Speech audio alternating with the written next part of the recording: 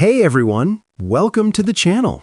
If you enjoy the content and want to stay updated with the latest videos, make sure you hit that subscribe button. Wild turn as we are now just a few days away from opening day. We have the Jays making even more moves, including one surrounding Eloy Jimenez that has some fans fired up. But not only that, we have an update that has dropped, a new report surrounding where the Jays are leaning for their final roster spot move, as they now have to decide between a couple of players. But Davis Schneider's name has emerged as a candidate to not make the opening day roster, which is a surprise, but also was inevitable following his rough spring. We're going to break that down and discuss what it means going forward, as well as a ton of other things on this episode, folks. You're going to want to stay tuned to the very end of the video. There's updates, there's reports, and most importantly, there's baseball around the corner. Players are starting to flood into Toronto.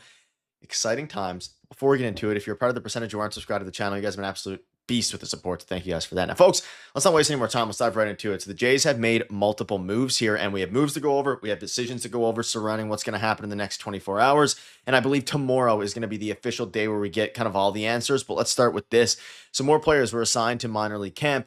None of them are really surprising until you get to the end there. So Jorge Alcala, Josh Fleming, Jesse Hand, Joe Mantiply, Yariel Rodriguez, and Eloy Jimenez. Now, Eloy Jimenez, who had a fantastic spring overall, especially relative to expectations, has transformed his body, ultimately was left off of the Blue Jays opening day roster, which means now he's going to be down in AAA. And it's reported from Mike Rodriguez, Mike DePortes on Twitter, it appears that Eloy Jimenez didn't make the roster. Now, several teams are interested in having him in the MLB. He is currently in the minor leagues, despite the fact that he looks in rhythm and at the plate, healthy and in great shape. Teams like the Pirates, the Rockies, and the Angels and Mariners, or Marlins, would all use a bat like this. So keep that in mind. There might be some pressure now for the Jays to call him up sooner rather than later. But to start the season, they're not really conforming to that pressure. They are keeping him down in the minor leagues. And I don't love this move necessarily, though it does make sense ultimately. He looked pretty good in spring training, got a little bit cold towards the end of it.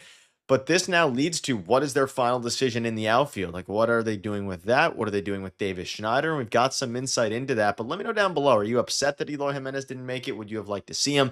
He's obviously a little bit limited in, in the outfield, like not a great defender, but at the same time, he's pretty darn good at mashing lefties. But I'll leave that for now. We can go into this, so this is important. So let's dive into the pitchers a little bit, then we're going to dive into the outfielders. Blue Jays still finalizing the roster and have until Wednesday and intend to use the time per recently extended Ross Atkins and John Schneider. And Schneider said that Chase Lee and Spencer Miles are traveling with the team to Toronto, as are Davis Schneider and Leo Jimenez. We are still working through that. And of course, it seems like Chase Lee or Spencer Miles, one of the two, are going to be making it. Chase Lee had a flawless spring. At least these stats are a couple days ago. So obviously finished with a 0 ERA. And then Spencer Miles had a decent spring, right? A 3.72 ERA. Spencer Miles is a more interesting name. Like, he's obviously at this point, I think, approaching his age 25 season, this upcoming one. But they have decisions to make, man. And it's going to be a pretty intriguing one here. They're going to going down to the wire, which means tomorrow is going to be the day, because it's obviously the day that it's going to happen. And it is down to Chase Lee and Spencer Miles for the bullpen spot. But the final bench spot will be either Davis Schneider or Leo Jimenez. All are traveling yesterday night, ultimately, into Toronto. And they'll make their final decisions by Wednesday afternoon. So I'll have a video. I might even have a stream on Wednesday night. So stay tuned for that. But maybe even a stream tonight, potentially. We shall see. But Davis Schneider versus Leo Jimenez, this one is interesting because in theory, like, Davis Schneider, he deserves it. He had a great year last year. But the fact that they are even considering this is notable. Now, they let Eloy Jimenez go. Nathan Lucas, of course, made the team. That's an easy no-brainer, obviously.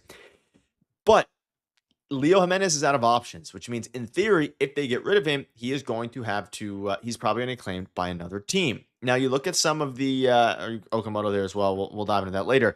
But you look at some of the ways that, ultimately things have gone. Now, Nathan Lucas made the team. We're going to dive into a fun story here in a minute. But let's dive into this. And you can see here, some of the considerations revolving around the bench decision is that the Blue Jays probably have a little more depth in the outfield than you do the infield, which is, and that's what John Schneider said. So that's leaning towards maybe Davis Schneider being no let go here, down to the minors. He has options. If Jimenez were to be claimed, Josh Kasevich could be the next man up. The Blue Jays are weighing that against the power offered by Davis Schneider, who's provided an important impact of recent seasons, who can cover second, but not third and short, compared to Leo Jimenez, who can kind of play everywhere. In terms of how I would use either one of them, Schneider would be similar to how he has been used in years past. And of course, talking about Davis Schneider, not John Schneider here.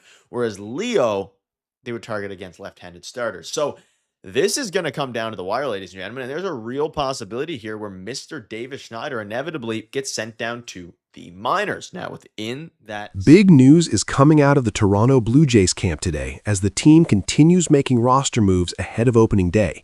One move in particular has caught people off guard, and together with some fresh reports about the opening day roster, the front office now finds itself facing a genuinely tough decision.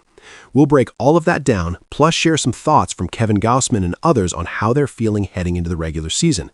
And we'll also touch on a prospect game yesterday that had some truly jaw-dropping moments, so make sure you stick around until the end. With spring training winding down, the Jays are close to locking in their final roster, and more moves could be coming any day now. Let's start with what happened recently, because one of the latest decisions was a bit of a surprise.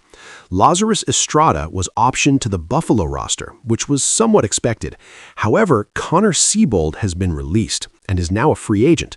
For those who've been following along, Seabold was someone who had been turning heads during spring training. His numbers weren't eye-catching, but his fastball showed a noticeable uptick in velocity, and there was genuine buzz around his chances of cracking the roster. His release wasn't something most fans saw coming, especially given the team's stated desire to build bullpen depth, particularly with arms capable of eating multiple innings. Losing him means the Jays now have additional spots to fill and decisions to make.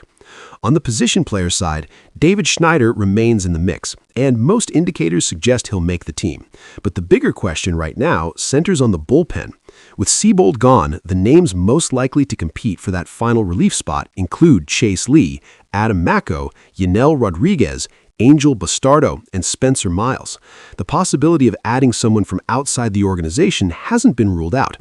Among those candidates, Chase Lee stands out. In spring training this year, he's been sharp across 6 1/3 innings, no runs allowed, and 4 strikeouts. He's 27 years old and clearly been on the organization's radar for a while. The fact that Seabold was released while Lee remains suggests the front office prefers him.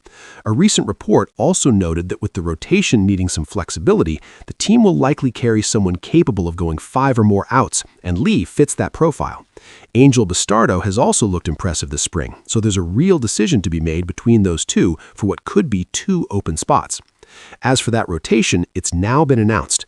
Kevin Gausman, Dylan Cease, Eric Lauer, Cody Ponce, and Max Scherzer will take the ball to start the season. Lauer appears set to go in the opening series against the Athletics, with Ponce and Scherzer lined up against the Colorado Rockies shortly after. The regular season is genuinely just around the corner, which feels surreal given how deep last season ran. The Jays pushed all the way to Game 7 of the World Series, which shortened the offseason considerably. Back to the roster decisions, and there's another interesting development on the infield side. Carlos Mendoza, who joined the organization on a minor league deal this winter, has made a strong impression in camp, posting a near .400 on-base percentage in the Tigers' upper minor league system. His strong showing, along with the play of Josh Kasevich, who has since been sent down, reportedly gives Toronto enough infield depth that they may consider DFAing Leo Jimenez, who is out of options. Jimenez struggled to hit at the major league level last season and dealt with injuries. And while his defense has its merits, the team may prioritize versatility. David Schneider is expected to remain on the roster, and Mendoza is a name worth watching as the final spots are filled in. On the prospect front, there was plenty to get excited about. JoJo Parker made his professional debut and looked the part immediately, recording a hit at 110 miles per hour off the bat. Parker, the team's first-round pick from a couple of years ago, following a rough 74-win season, has clearly put in serious work since college and projects as an exciting piece of the organization's future. The Jays farm system, while still a work in progress, is trending upward. Gage Stanifer also impressed, throwing 3 innings with no hits, 4 strikeouts, and velocity touching nearly 98 miles per hour. He's currently ranked as the 6th best prospect in the organization and has the potential to be a rotation option by 2027, when several veteran starters will be entering free agency.